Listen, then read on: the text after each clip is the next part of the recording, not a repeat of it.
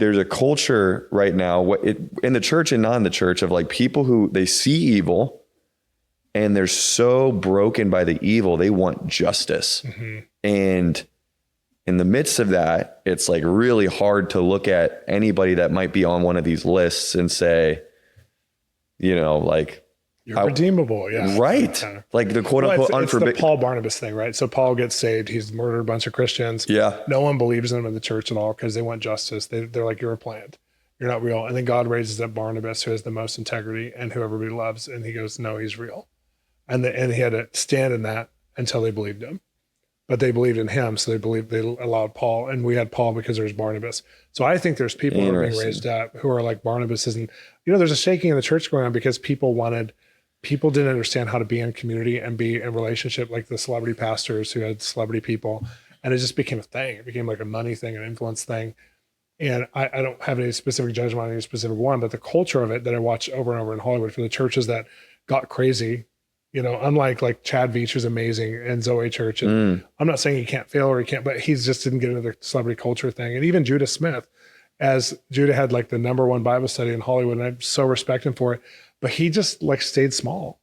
He didn't get crazy. He didn't get wild like some of the guys who were around who got like, you'd see them on the cover of magazines too, that they probably shouldn't have been on because it's not really what their ministry was about. And I feel like those are the ones that would be the most recognizable. But the people who are there that aren't recognizing Vintage Church with Pastor Garrett or like Reality LA or like churches that are just faithful and they have really high level people in their church. And they're loving well. And they're seeing the kingdom come because they're in Mosaic Church with Pastor Erwin McManus. It's like they're just seeing the kingdom come because they're authentic. And we don't celebrate when someone doesn't have a scary story. Yeah, that's true. And so someone could be like completely normal and healthy and awesome. And we don't just go, wow, they're amazing. But we do celebrate like someone like the Kardashians, they build their whole life on drama. So you're used to seeing them in the tabloids, you know, Kanye West, you're used to seeing him in tabloids. So we think that Hollywood is that, but they're not even a good representation of the entertainment industry because the Kardashians are entertainers, but they're entertainers based on prostituting stories. They're not entertainers based on their talent, their skill, their artistry, their ability. And so I think when you look at that as Christians, we got to look at what is God doing? Like, let's look for that first. Then we got to look at what is God redeeming? And then we got to look at like one step further, like, what is saying that they're part of God, but maybe not be redeemed yet, or maybe it's in a process. And so we can't trust it as much. Yeah. So we don't put full faith, like the Kanye effect. We don't put full faith behind Kanye. We give it time because some people are going to come in, they're going to be really messy. But when you start to hear the setup stories from like Justin Bieber being at Toronto Airport Fellowship, where there was a revival movement of God, and he bussed for money to get there, like on the streets when he was 14 or 15 years old.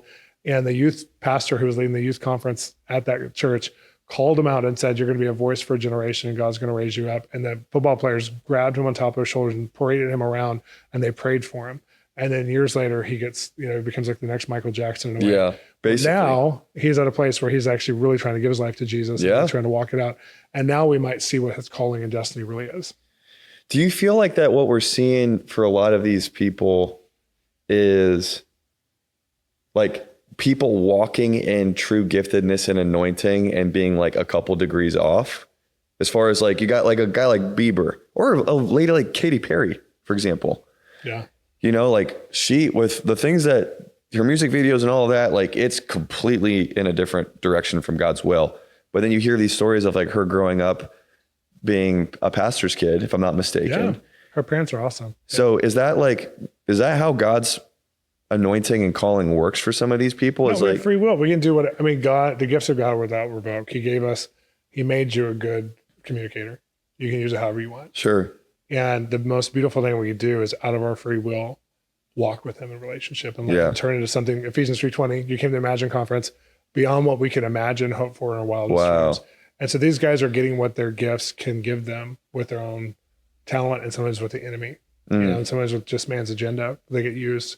And eventually that breaks down. And sometimes you use your best years or your best time for that. But the beautiful thing about God is if you have a year left, he can redeem all things. He can make life right again. And so, our hope is that, first of all, that God raises up people organically and indigenously, and they don't go through the hardship.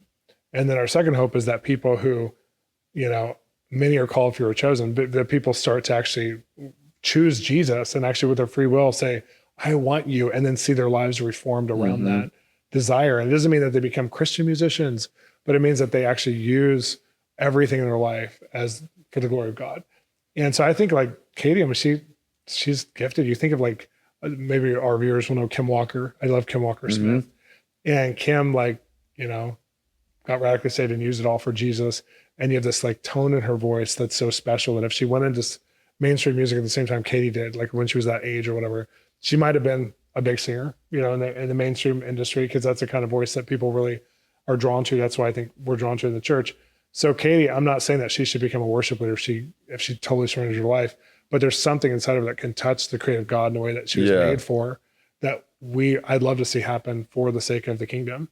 And the kingdom doesn't mean Christian projects. There's not a division between secular and sacred. It's all sacred. It's all God when we do it for him. But it's hard when you see these people who, and sometimes their God side shines through. That little love that they still have for God still comes through. And then Christians get all excited and like, I think they're going to walk with God now. And then they get worse in the next album. And they do whatever. And that's a hard one.